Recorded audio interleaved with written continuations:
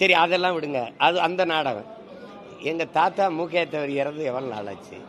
இன்னும் முந்தா நாள் தான் இறந்து இன்னைக்கு அடக்கம் பண்ண மாதிரி நீங்கள் மணிமண்டபம் கட்டுவேன்றீங்க. 46 ஆண்டுகளாக என்ன பண்ணி 3 முதல்வர்களுக்கு பதவி பிரமாணம் எடுத்து வந்த சட்டப்பேரவையினுடைய தலைவராக இருந்த பெருமகன் எங்கள் தாத்தா முத்துராமலிங்க தேவர் அவர்கள் கூட தமிழ் மாநிலத்துக்கு தான் ஃபார்வர்ட் பிளாக் கட்சியின் தலைவராக இருந்தார். அகில இந்திய இவ்வளவு பெரிய துணை கண்டத்தின் ஃபார்வர்ட் பிளாக் கட்சியின் தலைவராக இருந்த பெருந்தகை எங்களுடைய தாத்தா மூக்கையத்தவர் அவர்கள். அவருக்கு என்ன மரியாதை இருக்கு? நீ இப்போ வந்து தேர்தல் வரும்போது அந்த இனப்பு சொந்தங்களெல்லாம் நாங்கள் பேரெழிச்சு கொண்டு எழும்போது அந்த வாக்கை குறிவித்து நகருகிற இந்த அற்ப நாடகத்தை இந்த திராவிடர்கள் வந்து நிறுத்திக்கணும். எங்களை வந்து என்னவா நீங்கள் மதிப்பிடுவீங்க? இவ்வளோ காலம் கழிச்சு திடீர்னு கச்சத்தீவு மேலே பாசம் வருது, திடீர்னு எங்கள் தாத்தா மூக்கையத்தவர் மேலே பாசம் பற்றும் வருது. இதெல்லாம் வாக்கு பறிக்கிற அற்ப நாடகம். இதை வந்து தமிழ் சமூகத்தின் இளைய தலைமுறை பிள்ளைகள், என் தம்பி தங்கைகள் கூர்மையாக அதை கவனிச்சு இது பண்ணணும். மறுபடியும் இதுக்கெல்லாம் இந்த நாடகத்தை பார்த்து மயங்கி கைதிட்டு ரசிச்சுட்டு போனோம்னா ரொம்ப கஷ்டம், ரொம்ப கஷ்டம். வேற ஏதாவது கேள்வி? லட்சத்தீவு பற்றி, லட்சத்தீவு 1974 இந்திரா காந்தி அம்மார்கள் பிரதமராக இருந்தார். அன்றைய தினம் இந்த மண்ணில் பிறந்த மூக்கையாத்தவர் பாராளுமன்ற உறுப்பினராக இல்ல, ஒரே ஒருத்தர் தான் எதிர்த்து பேசிய ஒரே மகன் தாத்தா மூக்கையாத்தவர். நீங்க கச்சத்தீவை இலங்கைக்கு கொடுத்தால் மீனவர்கள் உறுதியாக பாதிக்கப்படுவார்கள். அது மட்டுமல்ல, வெளிநாட்டிற்கும் நமக்கும் இந்திய நாட்டிற்கும் அது தொடர்பாக வந்து இந்திய நாட்டுடைய பாதிப்புக்குள்ளாகும் சொல்லி வெளிநடப்பு செய்தவர் அன்றைய தமிழகத்தின் முதல்வர் டாக்டர் கலைஞர் தான். இன்னைக்கு வந்து அவர்கள் ஏன் இத்தனை நாளாக கண்டது இல்லையா? அதிமுகவில் அந்த கேஸை சுப்ரீம் கோர்ட்ல போட்டு பெண்டிங் இருக்கு, கேஸ் பெண்டிங் இருக்கு. இல்ல, அந்த வழக்குல 2 கட்சியுமே காங்கிரஸ் ஆளும் போதும் பாரதிய ஜனதா ஆளும் போதும் ஒரே பதிலைத்தான் பதில் மனு தாக்கல் செய்து கச்சத்தீவை திருப்பி எடுக்கணுங்கிற பேச்சுக்கு இடம் இல்லை. கொடுத்தது தான். அன்னைக்கு தாத்தா மூக்கையத்தவர் அவர்கள் என்ன பேசுறாங்கன்னா, வடபுலத்தில் இமயமலைக்கு ஒரு பகுதியில் நீங்க எடுத்து அப்படியே நீங்க சீனாவுக்கு உங்க அப்பா தாரை வார்த்து கொடுத்துட்டாரு, அது ஒரு வரலாற்று பெருந்துரோகம். அதே மாதிரி நீங்க வந்து இந்த கச்சத்தீவை தாரை வார்த்து இலங்கை கொடுப்பதனால இந்த நாட்டு மக்களுக்கு, குறிப்பாக தமிழ்நாட்டு மக்களுக்கு மிகப்பெரிய வரலாற்று துரோகத்தை நீங்க செய்றீங்க.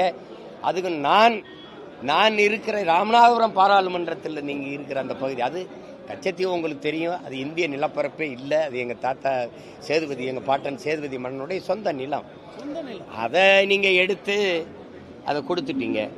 இன்னைக்கு அதுக்கு சொல்ற காரணம்லாம் ரொம்ப வேடிக்கையா இருக்குது. அன்னைக்கு கச்சத்தீவை எடுத்து கொடுக்கும்போது எதிர்த்து போரிட்ட ஒரே வீரர் எங்க தாத்தா மூக்கையத்தவர் அவர்கள் தான். அவருடைய நினைவை ஒட்டி இன்னைக்கு வந்து அவங்க நாங்கள் கச்சத்தீவை மீட்க போராடுவோம்னு தீர்மானம் போட்டிருக்கிறத சரி ஒன்று செய்வோம், மீட்கட்டும், ஒரு பாராட்டு கூட்டம் நம்ம போட்டுருவோம். என்னன்னா போட்டுருவோம். ஏன்னா இந்த மாதிரி தீர்மானத்தை நாங்கள் நிறைய பார்த்துட்டதுனால இது வெற்றி தீர்மானம் இல்லாமல் வெற்றி தீர்மானமாக அமைந்தால் பாராட்டுவோம். வேற கேள்வி தம்பி? மாறி குற்றச்சாட்டு வைக்கிறாங்க. மத்திய அரசு முழுமையா வந்து சொல்றாங்க, இந்த தீர்மானம் மூலமா மத்திய அரசு வலியுறுத்தணும்னு தீர்மானத்துல சொல்றாங்க. அதிமுக வந்து 10 வருஷம் என்ன பண்ணீங்கன்னு திமுக கேட்குறாங்க. நீங்க ஆட்சியில் இருந்தீங்க 10 வருஷம் என்ன பண்ணீங்கன்னு கேட்குறாங்க. அப்படி மாறி இல்லை அதுதான் இப்போ 10 ஆண்டுகள்னு அதிமுக சொல்றதை நான் ஏற்கிறேன். ஆனால் இன்னும் சொல்றேன், 10 ஆண்டுகள் இல்லை, தொடர்ச்சியாக 18 ஆண்டுகள் அமைச்சரவையில், இந்திய ஒன்றியத்தில் அமைச்சரவையில் இருந்த ஒரு மாநில கட்சி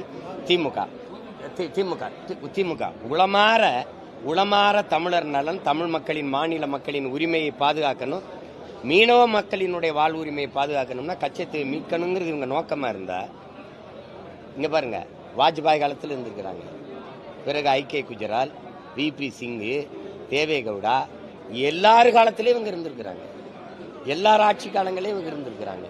மன்மோகன் சிங் அவங்க 9.5 ஆண்டு காலங்கள் இருந்திருக்காங்க தொடர்ச்சியா. கடைசி 6 மாதங்கள்ல தான் வெளியில வந்தாங்க, அமைச்சர் பதவியில தான் சொல்றேன்.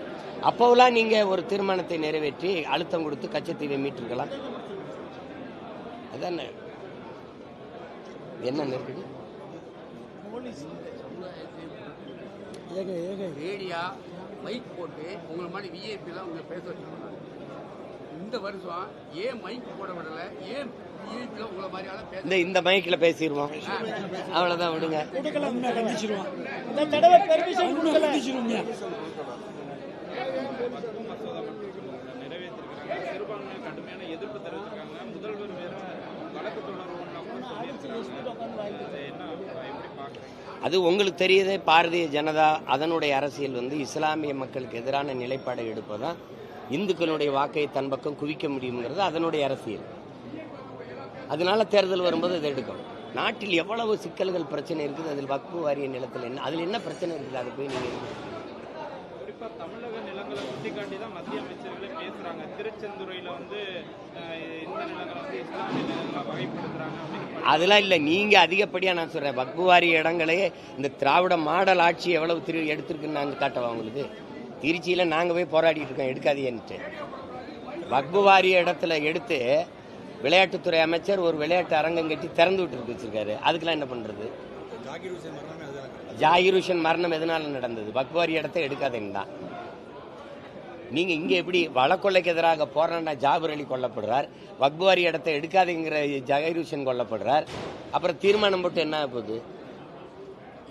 இதெல்லாம் தேவையற்றது. இது நாட்டுக்கும் மக்களுக்குமான அத்தியாவசிய பிரச்சனையில் அது இல்லை. முதல்ல அதை நீங்க கவனிக்கணும். அதை விட்டுட்டு சும்மா போய் தேர்தல் நேரத்தில் நீங்கள் இந்த இஸ்லாமிய மக்களின் மீது வெறுப்பு உமிழ்வது, அந்த வாக்கை ஒரு தரப்பினர் வாக்கை குவிக்கிறதுக்கு போராடுவது, இதெல்லாம் ஒன்றுபட்டு இருக்கிற நாட்டினுடைய ஒருமைப்பாடு இறையாண்மை சிதைக்க வழிவகுக்குமே ஒழிய ஒற்றுமைக்கு ஒருபோதும் அது வந்து ஒன்றும் கிடையாது. இந்த நாட்டுக்கு கரெக்டாக பயனாகவும் ஆகவே ஆகாது.